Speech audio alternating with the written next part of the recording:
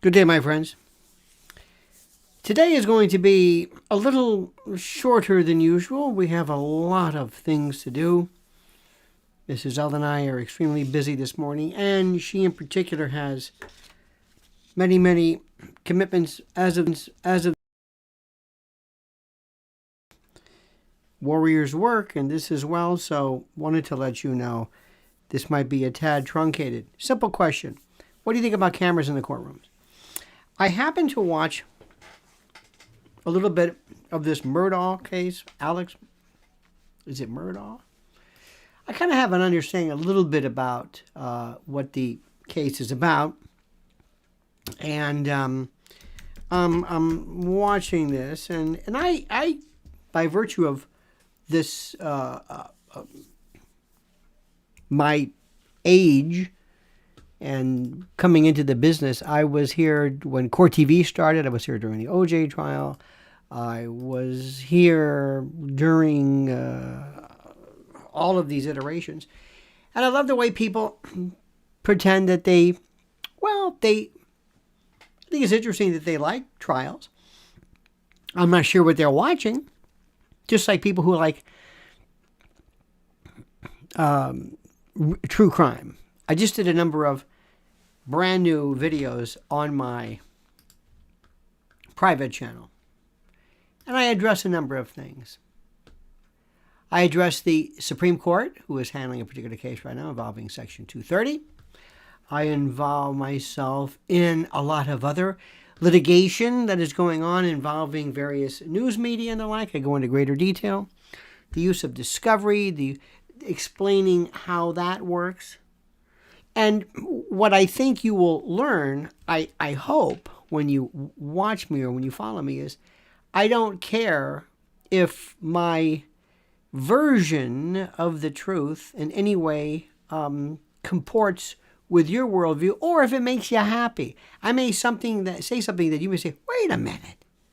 It may be against a particular idea that you think. Maybe it's about politicians you might like or dislike. I call it the way it is. I don't have a particular party. I'm a political atheist. I don't care. I tell you the way it is. That's the way it is. I'm a radiologist. I hold up the x-ray and go, yep, it's broken. Yep, cancer. Yep, pregnant. Whatever. That's it. That's all I can tell you. And if you like it, great. If you don't like it, well, what are you going to do? This Murdaugh case, I hope I'm pronouncing it correctly. I just happened to catch just a moment of it, rather. And the first thing I'm thinking of is, what are these people doing? What are these people doing? What is this questioning? What is this direct? This better not be I guess is it cross-examination? Must be cross-examination because I couldn't tell. And that's not a good sign. They had, I believe it was a son. It was a red-haired young son. Must have been. I don't think it was a co-defendant, so it's the son testifying against the father, and I couldn't tell if this was direct or cross. I don't understand why they're doing it. I don't understand. Would you like me to explain some things to you? Carol says it correctly. Cameras make people act unnatural. Carol, that's true, but juries make people act unnatural or unnaturally, and people who are in the jury box make people act unnaturally and the like. And that's something to be said as well. So just being in a courtroom, being there, having people walk by, if it's a popular case in the courthouse, I cannot tell you how I've tried cases before. There was nobody in there. It was the jury, the clerk, the prosecutor, a couple of bailiffs, and that's it. And then somebody might walk in, sit down, and all of a sudden, the other side is all of a sudden got a little louder. It's playing to the, I'm being watched. That's a natural thing. But what's happening is that you get people who I think sometimes push you too far, and there's no way for you to in any way guarantee that they don't. Let me give you this rule, and I want you to understand something.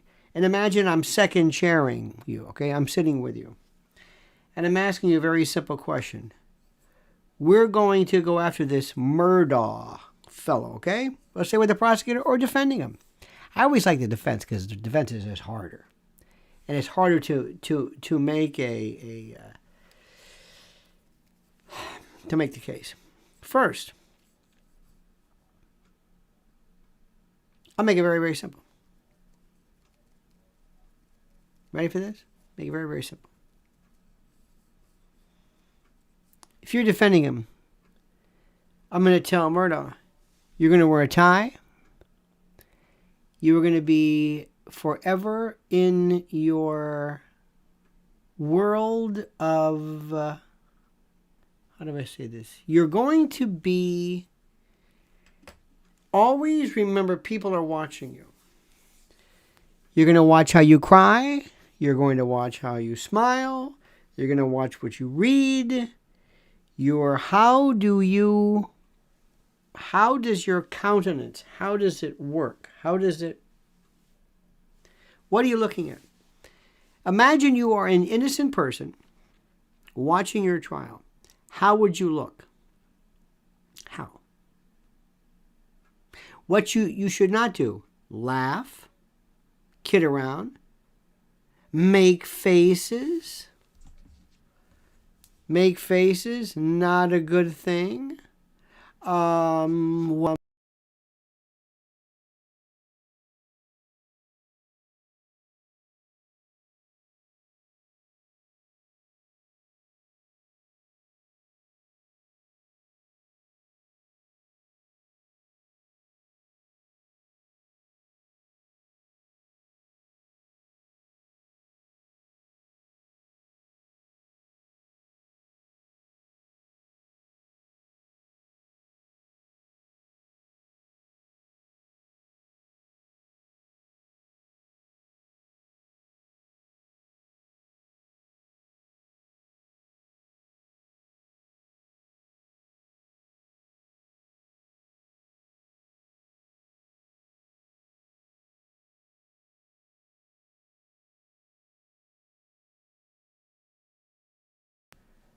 check 1, 2. There we go. We okay? Somebody write, hey, can we lip read? Can we lip read? Sound! Can you see? Now we're okay. Now we're fine. You okay? We okay now? We all set? We all set now? We got that? Talk slower. I'm lip reading. I made a joke about lip reading. Can I read your lips? That's pretty good. Okay, we all set? Okay. All right. Now, let me see if I can catch up and try to guess where we were before the cacophony of hilarity began. Murdaugh, we're going to involve ourselves in the shortest cross-examination ever.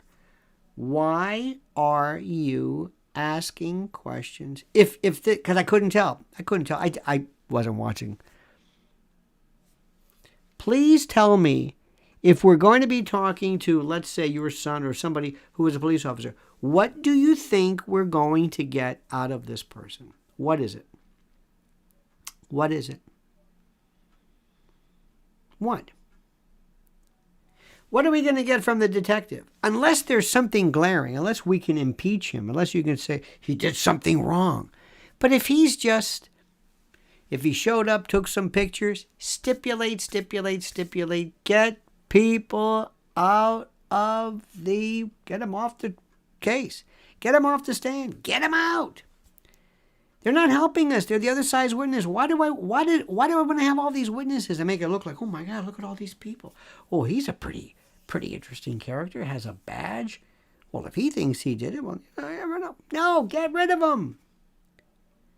Unless you have an OJ case. What did you do with the blood sample? What did you do this? Did you contaminate the scene? That'd be a good one. Short of that, get him off the stand. What do you think you're going to do by interrogating or by questioning family members? What? Who saw other family members killed? Get them off. Don't talk to them. They're not helping you. This is the other side's witness. What are you going to do?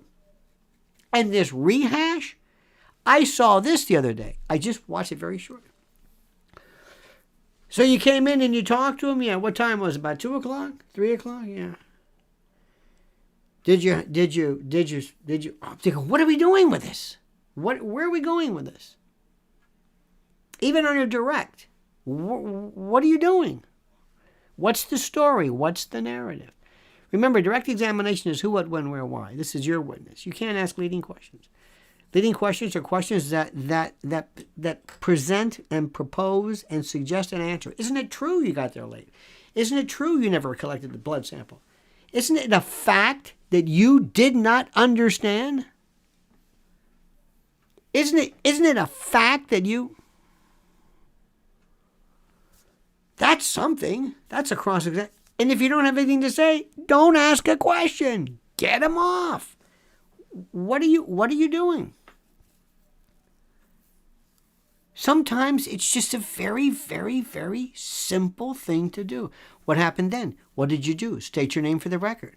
Did you show up? What did you find? Where is he? Did you see the defendant in the courtroom today? Yeah. Would you point him out, please? Yes. Let the record reflect that the defendant's been identified. Thank you very much. Get out.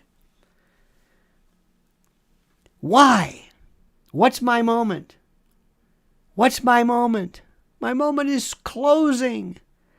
Closing argument. That's what I want. Let me tell you what it means, not these people. If they stay on the stand, they may ruin my story. They may ruin my story. It's the most important thing. I'm telling you right now, it is critical. This is the jury. What are you trying to do? What is the reason for this? Every question must be a reason. Don't just get him up there just to kind of sit there and talk. And does he look at the jury? He can say something stupid, mistrial worthy. He's a necessary evil. Get him off, whoever it is. Why is he up there? You want closing argument. What's your defense ultimately? One of two things. Very simple. The first one is he didn't do it. You've got an alibi. You've got something. They botched the evidence. Something affirmative. Something where you're going to say he's not guilty because they didn't prove this. They didn't prove this because they didn't have the evidence. Versus they didn't meet their burden. Sorry. And you're not going to take the stand. Did he prove him beyond and to the exclusion of every reasonable doubt? No. Did he absolutely prove the intent to kill? No. You make it sound like they didn't prove anything. Did they prove the intent? Is there any reasonable doubt? A doubt you can attach reason to? Yes. Oh, you heard all kinds of anger. You heard all kinds of this. But did you hear, is there anything? Is there a reasonable doubt? Yes. 1, 2, 3, 4, 5, and you list the doubts. Not, he didn't do it, but they didn't prove the case. Let me say it again. He didn't do it is one thing. They didn't prove it is another. Either one will do. Either one will do. That's it. I always used to tell people during voir dire, during jury selection, what'd you have for breakfast this morning? Yeah. Can you prove it? You might be able to. Did you eat at a restaurant? You got a bill? You probably ate by yourself. Can you prove it? I don't know if you can prove it or not. Can you prove it? Can you prove it? I don't know if I can prove it or not. I got to take your word for it a lot of times. I just got to listen to what you're saying. I've got to ask myself, does this make sense? Now, if you had to prove that you had a bagel and cream cheese and coffee, you had to prove it, I could sit back and say, you know what? You might believe him. You might say, you know, this guy's a pretty nice guy, but he didn't prove it. He probably did, but he didn't prove it. And you know what? If you think this guy probably did it, that's not it. If you say, but why would he be here without doing something? That ain't it. Well, they arrested him. Well, that ain't it. He looks guilty. That ain't it. Well, there's other people. His family thinks so. That ain't it. So you're going outside of the courtroom. You got to ask yourself this question right now. Did they prove this? Where did he prove it? How about this? Did he prove it? Yeah, I walked in and there he is. He's standing over the body with a knife. Yeah, that's it. Or he told me. He admitted it. He confessed it. That might be it. That's a good one. But anything other than that? No. Is there DNA? Is there this? And let me also tell you something, ladies and gentlemen of the jury. Do you know what is going to kill people in other trials that are going to be fascinating? Text messages. Text messages. Oh my God. Oh my God. We'll talk about that one. That's coming up. When you're trying to prove malice and all kinds of stuff, I talk about that in great, great detail. But text messages, what are you doing? I've never seen anything like this. Who knew? And by the way, when you are in court, you turn over everything. Everything. Everything. Seymour Hersh, I'm sure you've heard of him lately. Do you know he writes things down? He doesn't put anything on a computer so they can't steal the computer. He's got them on a notepad. So people can't steal it. He might have a copy of it or something, but nobody can go in and change things. Or people are using fax machines more and more today. Did you know that? People are using fax machines. People are using AOL accounts. They're going back to just the basics. They're using just fax machines and to send copies. Nothing. You're seeing what's happening right now. I will never understand why people who are charged with crimes talk to the police. I will never understand this as long as I live. Lawyers. I don't care what you have to say. I don't care what you do. I don't care who you are. Oh, I'm gonna talk to him. I'm gonna clear this thing up. Really? You think you're gonna clear it up? You think they're gonna let you go? You think they're keeping you there because what? You haven't cleared it up? You think they're sitting saying, boy, I'd sure love to let this guy go. If they wanted to let you go, you'd be gone. They want to keep you. That's why they want to talk to you. They're not going to, well, I didn't know that. It's the weirdest thing. I don't understand. Lawyers do it too. They can't do it. They think it's like, here's the thing called the Fifth Amendment right. It's a right. It's a right. Do you ever have anybody taking blame for taking their First Amendment right? You have the right. And it gets real murky sometimes. It gets real murky. Especially when it comes to things like, and believe me, I talk about this, when it comes to things like Miranda warnings. See, Miranda is one of those things that are really funny. Miranda warnings are these wonderful things that people learn from TV. And they have believed. By the way, I'm going to give you this is very important. This is my private channel because I go into much, well, put it this way, brutal, because there's so many cases that are coming up and I'm saying, oh my God. And you know what? I'm usually right. And when I say that, it's not because I have any kind of I just see things. Let me give you a couple of examples. The Supreme Court Section 230 case, that's going to be a punt because that's going to have to go back for legislation. That's just simple. That's a simple case. It really is. That's number one. I'm telling you, the most fascinating case of them all, and it's going to be watched like you can't believe, is the Fox Dominion case. I go into great detail with that one. And that's what I mentioned about the use of text messages. This is so, it's malice, actual malice. Oh my God. It's like we've never seen anything like this. This is going to be one for the ages. And I explain in great detail why that is. There's a lot of cases that are interesting. I remember one time when the Casey Anthony case came out. Casey Anthony. And I said, it was on a local TV show, on the very first day, I said, she's going to be acquitted. People went crazy. They went berserk. I said, I don't. Do I think she did it? That doesn't matter what I think, but the evidence, I mean, who else could do it? Sort of. I mean, we don't have anything, but that's not what I'm saying. There's no evidence you can't even prove homicide in this thing because you found a skeleton. You didn't even find it. We didn't even know the cause of death. We have no idea. There was a way to do it, but they didn't do it.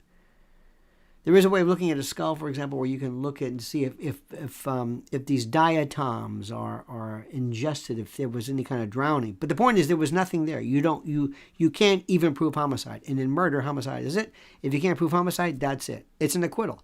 End of discussion. If I was supposed to just Baez, the lawyer, I would have just said next witness. Let's go straight to judgment of acquittal time. That's it. And if it gets to the jury, I can do it in 5 minutes. Explain it. Sorry. People went crazy. They thought I was saying that I liked her or I wanted this. I said, no, you can't prove it. Can't prove it. Remember the Zimmerman case? Predicted that one too immediately. Why? Because there was big reasonable doubt there. Reasonable doubt. Also using Florida stand your ground law and also and I knew the facts of the case. You got to know the facts of the case. If you don't know the facts, you're wasting your time. People went berserk. They went berserk. I don't know. O.J. Simpson was the greatest one ever. Greatest case ever. Greatest case ever. Greatest case ever. Oh my God. Reasonable doubt.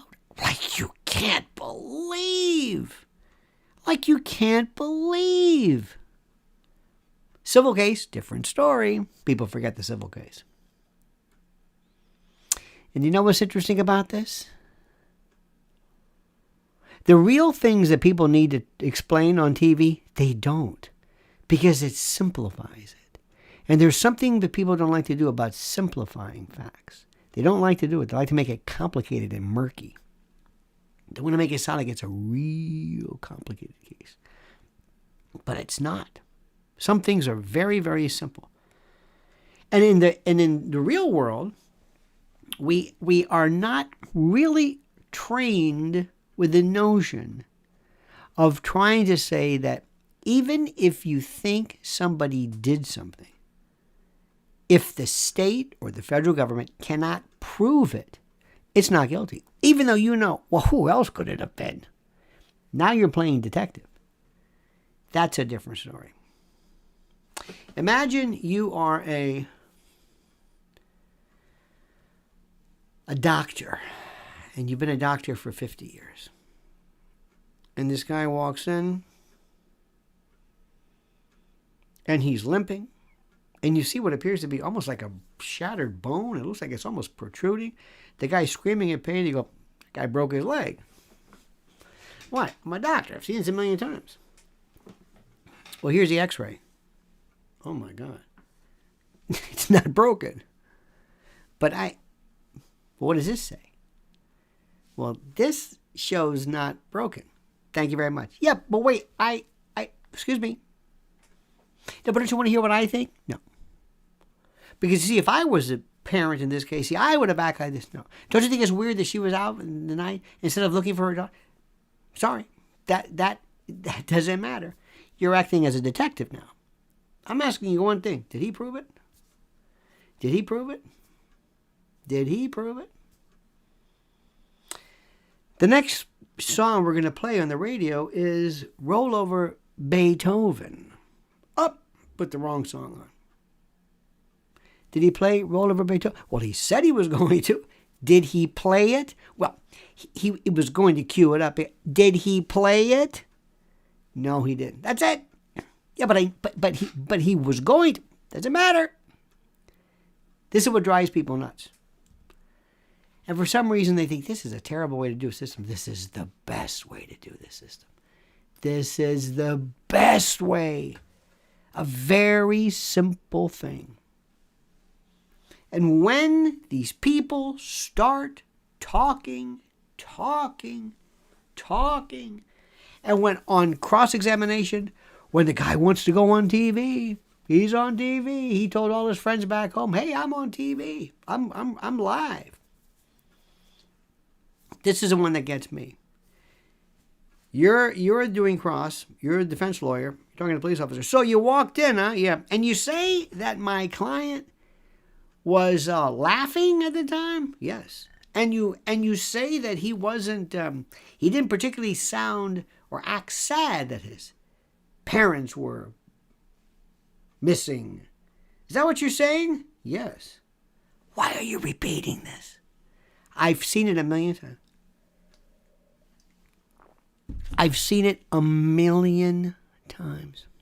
We used to have these things when we were prosecutors. These predicate questions. They were the worst. State your name. Where are you?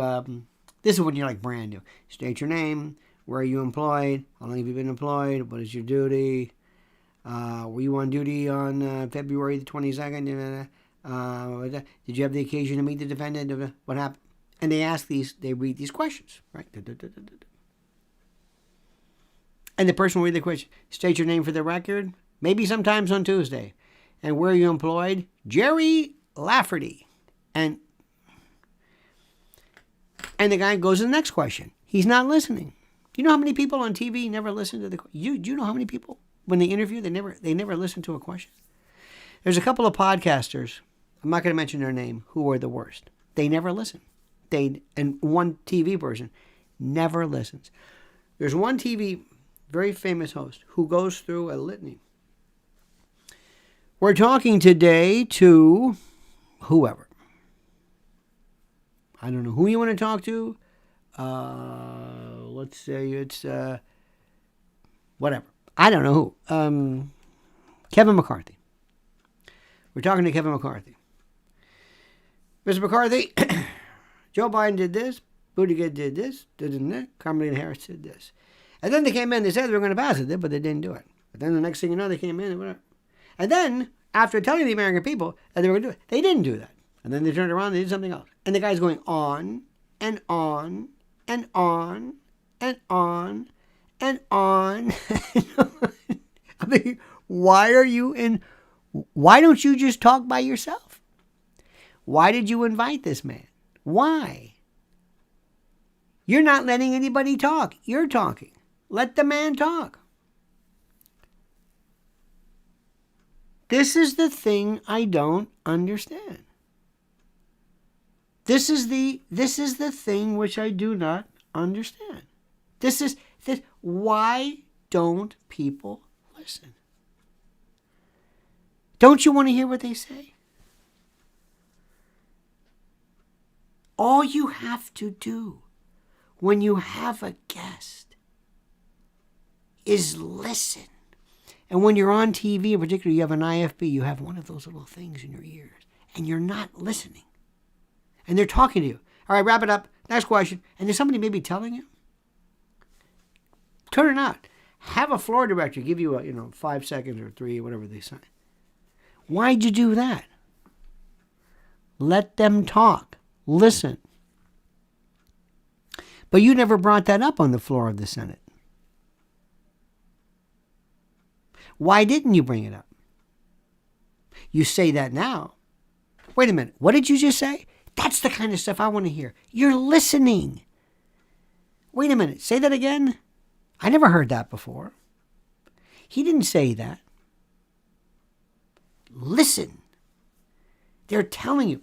Do you know that in acting classes, one of the most difficult things to teach an actor is listening, especially when you're doing, Broadway, 8 shows a week, and there's one scene where you got to listen.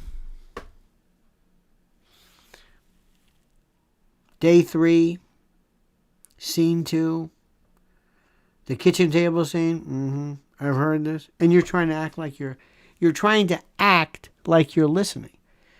Well, what's even harder than acting like you're listening is listening, hearing. Did you hear what he said?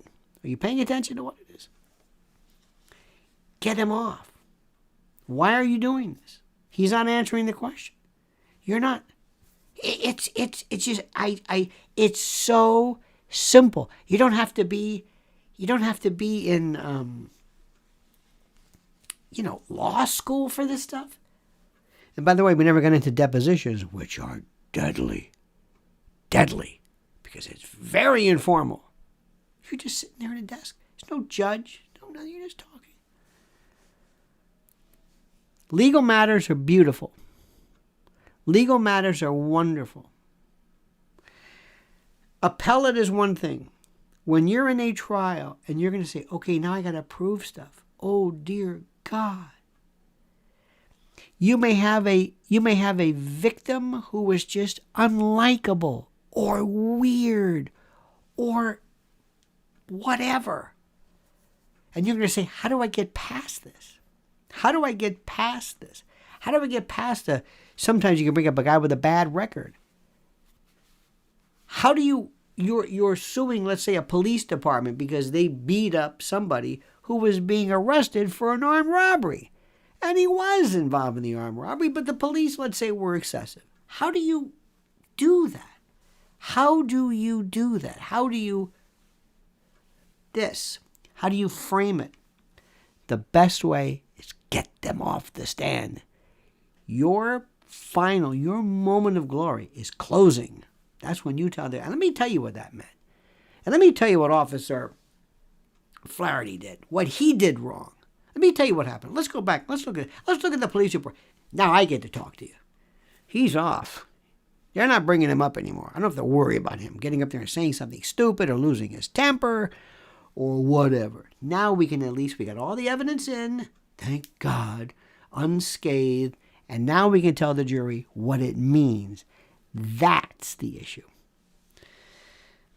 My friends, as I told you before, today's going to be a tad truncated. Mrs. Ellen and I are extremely busy. We have Lynn's Warriors business to attend to, and I have some other matters as well. Let me thank you as usual. Let me please say that right now, if you go to the description portion of this, we have our wonderful sponsors. My Patriot Supply or preparewithlionel.com, mypillow.com, promo code Lionel, EMP Shield, and Z-Stack. So wonderful people. I provide you, I enlist you, I point to you, I direct you to read for yourself the wonderful information. Go to the websites, please, peruse. Let them describe to you the wonderful FAQs and the like. Okay? All right. My friends, you have a wonderful time. Do not ever, ever, ever change. Thank you so much for this. See you tomorrow. Same bad time, same bad channel. We have a busy day ahead right now. And don't forget, as we always conclude, please, by the way, if you like what I was talking about, the legal stuff, go to my private channel. That's all I'm saying. In any event, have a great and glorious day. Until tomorrow, same bad time, same bad channel, 9 a.m. Eastern Time. Remember, the monkey's dead. The show's over. Sue ya. Ta-ta.